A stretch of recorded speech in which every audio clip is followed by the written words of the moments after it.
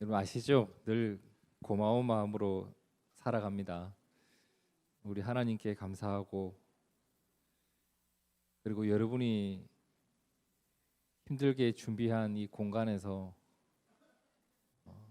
아무 공로 없이 그 사랑을 또 나누어 주시고, 주일에 예배를 드리러 오면 이 공간에 사람들은 다 떠나고 없지만 여러분의 기도하던 그 영성과 그리고 따뜻한 마음의 온기는 늘 느끼면서 주일에 예배를 잘 드리고 있습니다.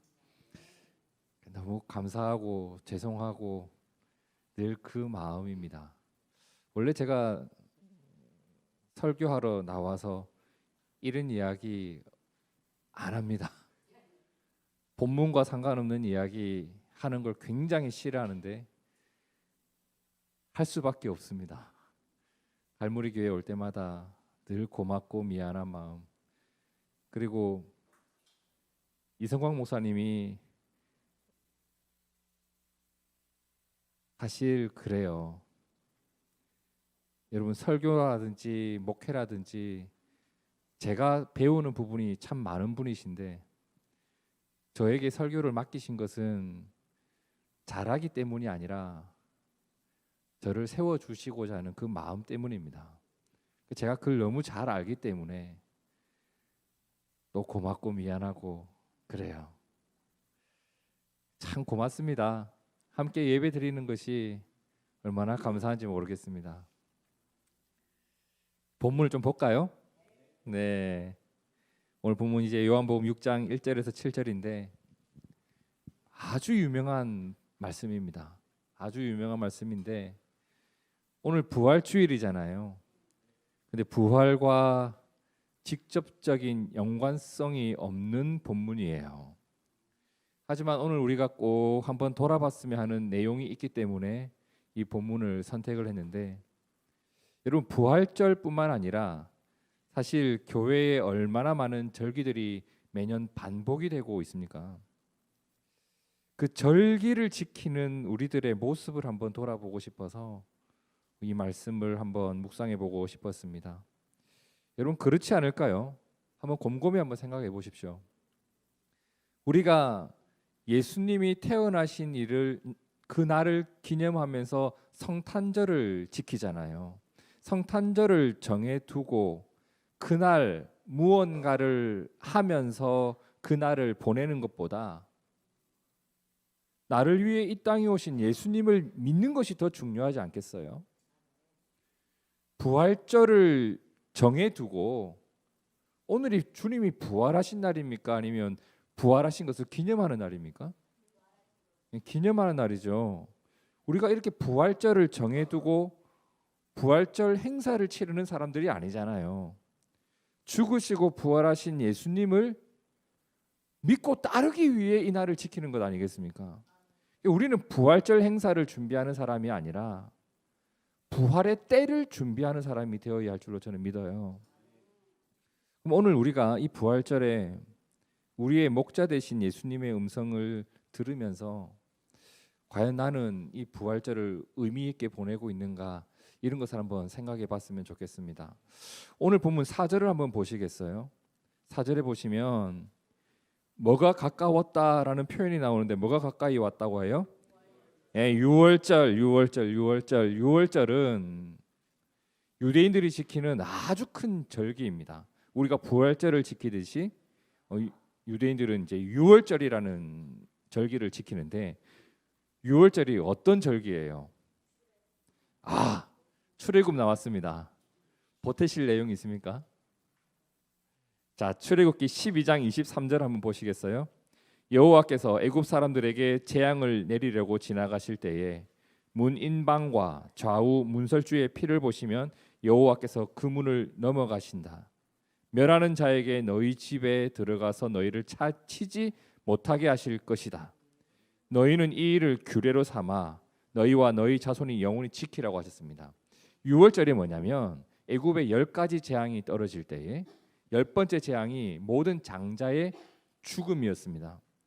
그런데 하나님께서 이스라엘 백성들에게 너희 집은 내가 지나가겠다, 그죠? 우리가 차가 앞질러 갈 때 추월한다고 하죠. 지나가는 거. 유월절은 그렇게 지나가는 건다 라는 의미인데, 하나님이 우리를 살리시고 우리에게 구원을 주셨던 것을 기념하는 게 이제 유월절입니다. 그런데 유월절을 경험했던 사람 있잖아요. 실제로 그날 하나님이 나를 살리신 것을 경험하고 나의 첫째를 죽이지 않은 것을 경험한 세대 말고, 이제 세대가 흘러가면서 그것을 경험하지 못한 세대가 있을 거 아닙니까? 그들은 유월절을 지킬 때 물어볼 겁니다. 이걸 우리가 왜 지켜요? 26절, 너희의 자녀가 묻기를 이 예식이 무슨 뜻이냐 물어보거든. 뭐라고 해요? 이는 여호와의 유월절 제사라. 여호와께서 애굽 사람들에게 재앙을 내리실 때에 애굽에 있는 이스라엘 자손의 집을 넘으사 우리의 집을 구원하셨느니라 하라 하며 백성이 머리 숙여 경배하니라. 그러니까 유월절은 이런 날이에요. 하나님께서 우리를 애굽의 억압에서 건져 주셨다. 우리에게 자유를 주셨다. 우리에게 새로운 삶을 주셨다라는 그 사건을 일단은 기억하는 날이에요. 사람들이 참 약점 가운데 하나가 뭐냐면, 잊어야 할 일은 가슴에 품고 살고 잊지 말아야 할 일은 너무 쉽게 잊어버리고, 그래서 하나님께서는 유월절을 지키게 하셨어요. 왜 지키라고 한 거예요? 기억하라고. 그때 그 일을 기억하라고. 그리고 그 일을 이루신 하나님이 오늘 나의 하나님이고 너의 하나님이시기에 하나님께서 변치 않고 오늘 우리의 삶 속에 새로운 일을 이루어 가신다라는 소망을 품는 시간이에요. 기억하고 기대하는 시간이 절기라는 거죠. 그러면 이제 그걸 기억하면서 요한복음 6장 4절을 다시 한번 볼까요? 마침 유대인의 명절인 무엇이? 유월절이 가까웠다. 기억하고 기대해야 할 시간이 가까이 다가오고 있었다라는 겁니다. 오늘 요한복음 6장인데 이 본문을 더 선명하게 이해하기 위해서, 여러분의 이해를 돕기 위해서 요한복음 2장의 한 사건을 먼저 좀 살펴보려고 합니다. 자, 요한복음 2장 13절도 함께 읽어볼까요? 시작. 유대인의 유월절이 가까운지라 예수께서 예루살렘으로 올라가셨더니, 또 같은 말이 나왔습니다. 이때도 유월절이 가까이 오고 있었다는 말이 나오죠. 자, 유월절이 뭐라고 했죠? 유대인들이 지키는 절기라고 했습니다. 그들은 하나님이 우리를 구원하셨다라고 하는 신앙이 있었거든요. 여러분, 신앙이 있으면 그 신앙을 표현하는 그릇, 그게 뭐라고 해요? 신앙 생활이라고 하잖아요. 그러니까 이제 나의 그들의 이러한 유월절 신앙을 표현하기 위한 신앙 생활, 구체적인 방식이 있었는데, 그 방식이 뭐였는가? 성전이 있는 예루살렘을 찾아가자. 제물을 정성껏 준비하자. 그리고 하나님께 제사를 드리고 예배를 드리자. 이것이 그들이 유월절 절기를 지키는 신앙 방식이었습니다. 그들의 신앙 생활은 유월절이 되면 예루살렘에 가서 제물을 드리고 제사를 드리는 것. 그래서 예수님도 유월절이 가까이 와서 어디로 갔다고 합니까? 예루살렘으로 올라가셨다는 겁니다. 그런데 거기에서 이런 일이 일어납니다. 14절을 보세요. 성전 안에서 소와 양과 비둘기 파는 사람이 있다고 하네요. 재물을 팔고 있는 사람이 있었다고 합니다. 그리고 돈 바꾸는 사람들이 있었다고 합니다. 당시에 화폐가, 너무 많은 화폐가 통용되고 있었어요. 그때는 막 로마가 압제하고 있었죠. 그 이스라엘 사람들은 여기저기 흩어져서 북쪽 수리아 지방에 살기도 하고 요단강 건너편에 살기도 하고, 그 모든 사람들이 이 예루살렘에 와서 헌금을 하다 보니까 환전이라는 게 필요했던 거예요. 그러면 이제 재물 파는 사람, 돈 바꾸는 사람들이 있는데 예수님이 어떻게 해요? 노끈으로 채찍을 만드사 양, 소 다 성전에서 내쫓아 버립니다. 사람들의, 돈 바꾸는 사람들의 상을 다 엎어버립니다. 그리고 뭐라고 합니까? 여기서 가져가라. 내 아버지의 집으로 장사하는 집을 만들지 말라. 맞아요. 이 사람들이 장사를 하고 있었던 거예요. 하나님만을 생각하고 하나님만을 기억해야 할 유월절에 유월절을 이용하는 거예요. 어떻게 이용하죠? 재물을 가지고 제가 서울에서 부산까지 양 한 마리를 끌고 이제 제사 드리러 간다고 생각해 봅시다. 가다가 양에 기스가 탁 났어요. 보험 처리되나요? 자동차야 보험 처리하면 되는데 양에 기스 가면 흠 있는 재물이 된다고요. 그러니까 사람들이 힘드니까 성전에 와서 재물을 사는 일들이 발생했는데 문제는 많은 이윤을 남기면서 재물을 파는 사람들이 등장한 거예요. 근데 그 배후에 누가 있었는가? 성전 관리인들, 종교 지도자들이 이를 이용해서 돈을 벌기 시작한 거예요. 유월절을 이용해서 유월절을 잘 지키고자 하는 그 신앙을 이용해서 돈 벌려고 하는 사람들이 생겨나기 시작하니까 예수님이 이게 분노하신 이유였던 거예요. 그러면서 예수님 뭐라고 하죠? 내 아버지의 집으로 장사하는 집을 만들지 마라. 성전은 장사하는 집이 아니잖아요. 절기는 장사하는 날이 아니잖아요. 성전은 하나님께 기도하는 집이고 절기는 하나님을 기억하는 날입니다. 그죠? 성도 여러분, 그러면 화려하고 웅장한 성전보다 하나님께 기도하는 한 사람이 있는 성전이 훨씬 아름다운 성전입니다. 엄청난 부활절 행사를 펼쳐 놓는 것보다 마음 깊이 하나님을 기억하는 성도 한 명이 귀한 거예요. 그럼 우리가 이런 교회를 세워가야 되지 않겠습니까? 장사하지 않고 기도하고 행사하지 않고 하나님께 집중하고, 그러니 저는 우리 이 예배가 소중한 거예요. 어디서 수만 명이 모여서 막 때로 모이고 몇 달을 막 성가대가 뭐 칸타타를 준비하고 그게 보잘것없다는 게 아니에요. 그런데 그 속에 장사하는 마음이 있고 하나님에 대한 온전한 마음이었으면 그거 어디다 쓰겠습니까?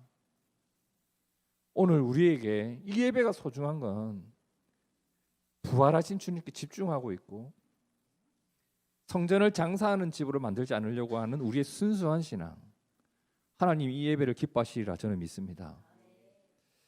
그러면 이제 6월절에 성전에서 장사하고 있었던 이 풍경, 그 풍경을 봤는데 오늘 본문 요한복음 6장 4절을 한번 보시겠어요? 마침 유대인의 명절인 6월절이 가까워오고 있죠. 요한복음 2장과 또 다른 6월절입니다. 근데 오늘 말씀을 보면 성전의 풍경이 아니에요. 아마 여기에서 나온 사람들도 6월절이 되면 또 성전으로 가겠죠.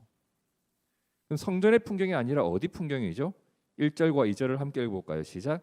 그 후에 예수께서 갈릴리 바다 건너편으로 가시매 큰 무리가 따르니 이는 병자들에게 행하시는 표적을 보았음이라. 6월절이 다가오던 어느 날인데 예루살렘에서 저 북쪽으로 멀리 떨어진 갈릴리 바다 그 주변에 있었던 한 빈들의 풍경이 나와요. 그럼 이렇게 볼 수 있겠죠. 6월절 절기가 다가올 때 예루살렘 성전의 풍경은 이러했다. 요한복음 2장에 나왔고 성도들의 일상은 이러했다. 성도들은 이렇게 살아가고 있었다를 엿보기 위해선 이제 요한복음 6장의 내용이 나오는 거예요. 여러분 요한복음 6장의 내용은요. 사복음서에 모두 다 나오는 몇 안 되는 내용 가운데 하나입니다. 제가 빠르게 한번 읽어볼게요. 마태복음 14장에 보면 예수께서 들으시고 배를 타고 떠나사 따로 빈들에 가시니 무리가 듣고 여러 고을로부터 걸어서 따라간지라. 예수께서 나오사 큰 무리를 보시고 어떻게 해요? 자, 불쌍히 여기사라는 말을 일단 눈여겨보시고 그 중에 있는 병자를 고쳐주시니라. 병자들이 있었다라는 표현이 나오죠. 그다음 마가복음도 한번 볼까요? 예수께서 나오사 큰 무리를 보시고 그 목자 없는 양같이 보였다라고 합니다.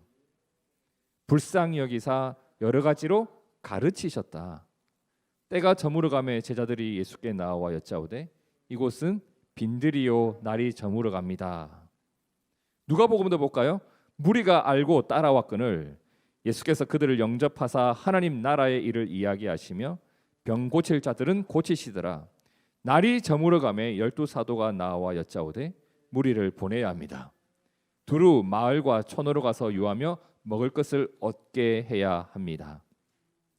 자, 그러면 이 말씀들을 그냥 쭉 읽었는데 눈여겨봐야 될 몇 군데가 있습니다. 예수님을 찾아온 사람들의 모습을 알 수 있는 단어들이 몇 개 나오죠. 어떤 거? 불쌍히, 그 다음에 병자들, 그 다음에 목자 없는 양. 이게 당시 성도들의 모습을 표현한 말들입니다. 그들의 일상이 어땠을까요? 가난하고 어렵고 힘들고 아프고, 이게 그들의 일상을 표현한 단어들이에요, 여러분. 자, 근데 그들이 이제 6월절이 되면 성전을 찾아가겠죠. 그럼 성전에는 어떤 사람들이 있다고요? 그들에게 재물을 팔아서 돈 벌 생각할 사람이 있고, 환전해주고 돈 벌 생각하는 사람이 있고, 6월절 행사 준비하는 데 집중하는 사람들이 있고, 지금 이런 풍경이에요. 그들이 절기를 지키는데 이러한 모습이 있는 거예요. 성도들의 일상은 너무 힘들고, 근데 우리가 종교 행사는 또 치러야 돼. 이러한 것이 반복되고 있었던 게 그들의 풍경이었다. 비슷하지 않나요? 오늘 많은 교회들의 모습과 너무 많이 닮았습니다. 그러면 그 6월절이 다가오던 때에 예수님께서 그들에게 무엇을 베풀어 주셨는가? 이제 그걸 한번 봅시다. 마가복음 6장 34절에 예수께서 나오사 큰 무리를 보시고 그 목자 없는 양같이 보여서 불쌍히 여기사 뭘 했다고 합니까? 여러 가지를 가르쳐 주셨다. 예수님이 그들을 가르치기 시작합니다. 뭘 가르치셨을까요? 하나님의 말씀, 그리고 너희가 믿어야 할 믿음의 내용. 여러분, 제가 A4지 한 장을 나눠드리면서 여러분이 지금까지 살아오면서 내가 믿고 살아온 믿음의 내용을 한번 써보십시오라고 하면 A4지 한 장 채울 수 있겠죠.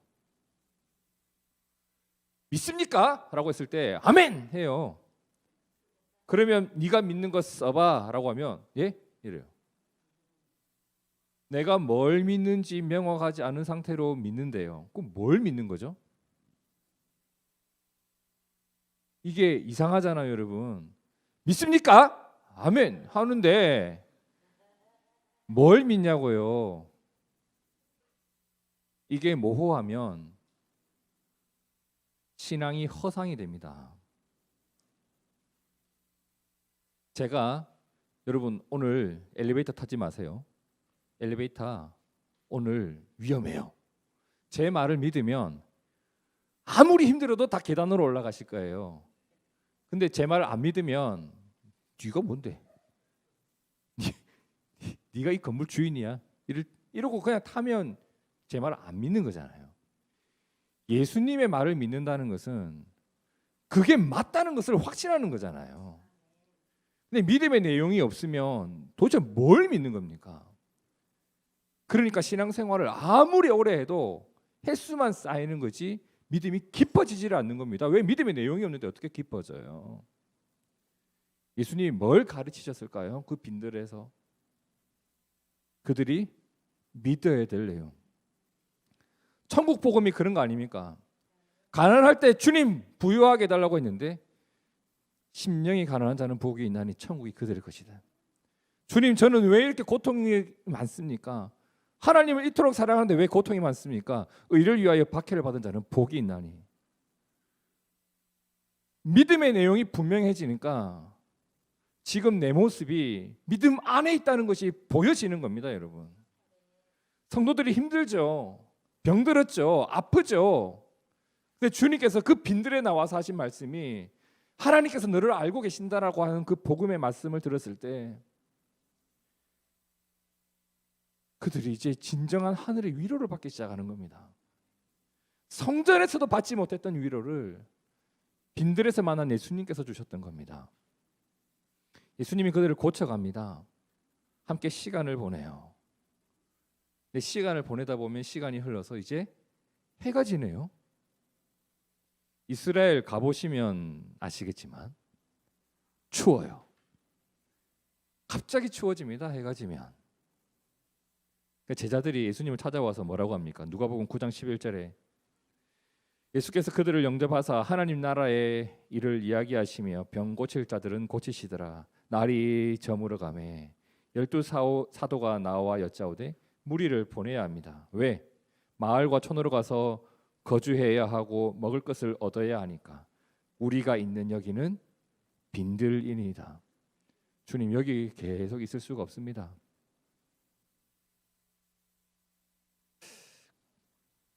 그때 예수님이 그들에게 뭐라고 하죠? 제자들에게 예수께서 이르시되 네가 주라 먹을 거. 네가 주라. 네가 주라. 제자들이 기가 막힌 거예요. 기가 막힌 거예요. 거기 남자만 5천 명이 있었다고 하잖아요. 대략 한 2만 명 정도 있었을 거로 추산됩니다. 대충 봐도 아니 여기 있는 사람들한테 조금만 먹게 해도 빵 하나만 준다고 해도 한 200데나리온 정도의 떡은 사와야 되겠는데요. 200데나리온이 얼마죠? 한 데나리온이 노동자 하루 품삯. 요즘 물가 많이 올랐죠. 한 10만 원만 계산해 볼까요? 그럼 200데나리온이면 2천만 원. 2천만 원. 단팥빵 한 개에 1,000원 정도 하나요? 더 비싸요? 우리 많이 사니까 1,000원만 치봅시다. 그러면 단팥빵 한 2만 개 정도 살 수 있는. 근데 돈이 있다고 칩시다. 옆집에 가서 빵집에 가서 제가 2천만 원 될 테니까 빵 2만 개만 사오세요라고 하면 기가 막히지 않겠어요? 그걸 2만 개 만들어 놓고 파는 빵집이 어디 있어요, 여러분? 그러니까 기가 막힌 거예요. 지금 예수님이 말도 안 되는 소리 한 거예요. 그러니까 제자들이 주님 지금 200데나리온 어치의 떡도 못 구합니다. 지금 말도 안 됩니다. 그때 예수님께서 뭐라고 해요? 200데나리온을 헌금하면 될 거 아니야. 이것들이 안 되면 되게 하라. 그게 교회 정신 아니냐. 이게 이렇게 하셨을 것 같은데 저 같으면 그렇게 하겠죠. 주님 뭐라고 합니까? 그럼 너희 중에 있는 건 뭐니? 묻습니다. 지금 200데나리온의 떡이 필요하다는 건 제자들의 계산이었는데 주님께서는 그럼 너희 중에 있는 건 뭐니? 내가 지금 너희가 먹이라고 했을 때 너희의 힘으로 하라는 게 아니야. 너희 중에 있는 건 뭐니? 그랬을 때 떡 5개하고 물고기 2마리가 있었던 거예요. 그걸로 그 자리에 있었던 사람들이 배 터지게 먹었다고 합니다. 6월절이 다가오던 어느 날 예수님이 빈들에서 하나님의 나라를 펼쳐버립니다. 그들을 가르치고 그들을 고치시고 그들을 먹이셨던 거예요. 여러분, 그날 이 일을 경험했던 사람들이 평생 6월절을 지키며 살아왔을 텐데 내 일생 가운데 최고의 6월절로 기억되는 6월절은 그날이 아니었을까 하는 생각을 해보게 됩니다. 예수님을 만났고 예수님의 가르침으로 내 삶을 들여다봤고 그분이 나를 고치셨고 그분이 나를 먹이셨고 그날 예수님께서 빈들에서 사람들을 만났던 이유가 있지 않을까 하는 생각을 해보게 돼요. 하나님은 성전에도 계시지만 빈들과 같은 너희의 일상과 그리고 이곳에서도 너희와 함께 하신다. 성도 여러분, 오늘 우리가 부활절 예배 드리고 있는데 부활절 예배를 하나님 기쁘게 받으시리라 저는 믿어요. 그런데 이곳을 나가서 여러분 집에 가서 이제 저녁도 차려 드시고 내일 출근도 해야 되고 힘든 일을 또 마주해야 되는데 그 빈들에도 하나님이 함께 하신다. 주님은 나의 일상을 고치시고 일상 속에서 나를 먹이시고 나와 함께 하세요. 유월절만 특별한 게 아니라 부활절만 특별한 게 아니라 그 주님이 함께 하시면 그 모든 시간들이 특별한 겁니다. 여러분, 우리의 부활절이 오래전 예수님의 부활을 기억하는 날입니다. 그런데 그 기억에 머물러 있는 것이 아니라 그 부활하신 하나님이 예수님이 또 오늘 나에게 베푸실 일을 기대하고 나에게도 있을 그 부활을 소망하는 날이 되었으면 좋겠습니다. 제가 세세히는 다 모릅니다. 우리 갈무리교회, 둥지교회 성도들의 그 어려움과 아픔을 대충은 알고 있는데 세세히는 다 모릅니다. 그런데 이런 마음이 있습니다. 부활하신 주님께서 여러분의 그 아픔을 알고 계시고 만져가시고 고쳐가실 것을 믿어요.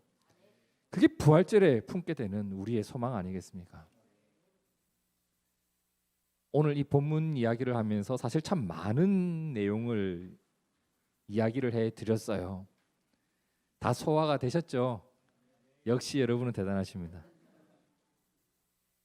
그런데 이렇게 쭉 펼쳐놓은 이야기를 좀 집약적으로 여러분의 알맹이만 다시 한번 정리를 해드리면 부활하신 예수님은 오늘 나와 함께 계신다. 그리고 우리가 부활절을 지키면서 기억해야 될 것은 이건 종교 행사가 아니라 내 삶을 새롭게 하시는 주님에 대한 기대를 품는 것이라는 것을 꼭 기억합시다. 이게 믿음의 내용이 있어야 돼요. 주님의 부활이 나의 부활과 내 삶을 새롭게 하는 능력이 된다는 것. 그리고 우리도 예수님을 닮아갔으면 좋겠습니다.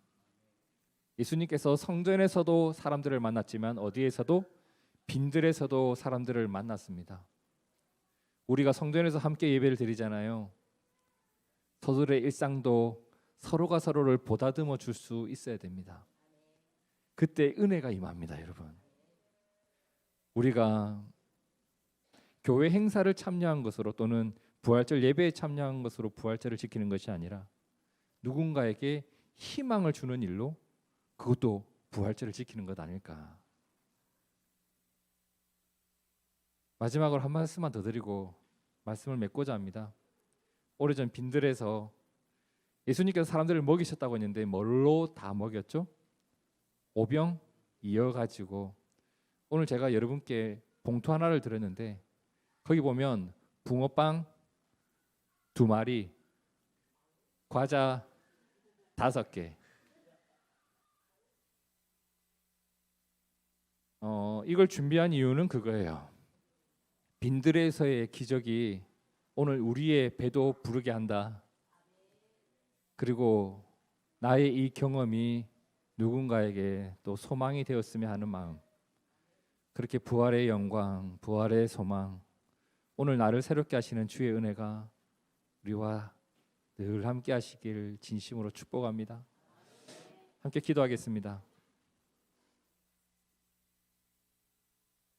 모두가 성전에 찾아가서 유월절 제사만 드렸던 그 유월절 절기에 예수님이 수많은 사람들을 찾아가셔서 그들을 만나시고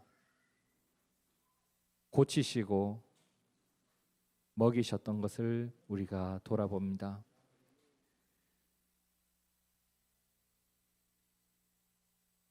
교회 절기가 과거의 일을 기억하는 데 머물러 있는 것이 아니라 오늘 내 삶에 베푸시는 하나님의 은혜를 기대하는 것으로 이어지게 도와주시옵소서. 오늘 우리가 예수님의 부활을 기억하고 그리고 부활하신 예수님께서 오늘 내 삶에 이루실 일들을 소망으로 품게 됩니다. 우리 갈무리교회 둥지교회 성도들이 예수님의 부활을 마음에 품고 살고 그것이 나의 부활로 연결될 것을 믿고 살아가며 부활을 품은 자답게 살아갈 수 있는 삶의 새로워지는 능력으로 역사하도록 주님께서 우리에게 힘을 더하여 주시옵소서. 주님, 우리가 부활절을 지키면서 주님 때문에 마음이 포근합니다. 주님 때문에 내가 힘을 얻습니다. 주님 고맙습니다. 살아계신 예수님 이름으로 기도드립니다. 아멘.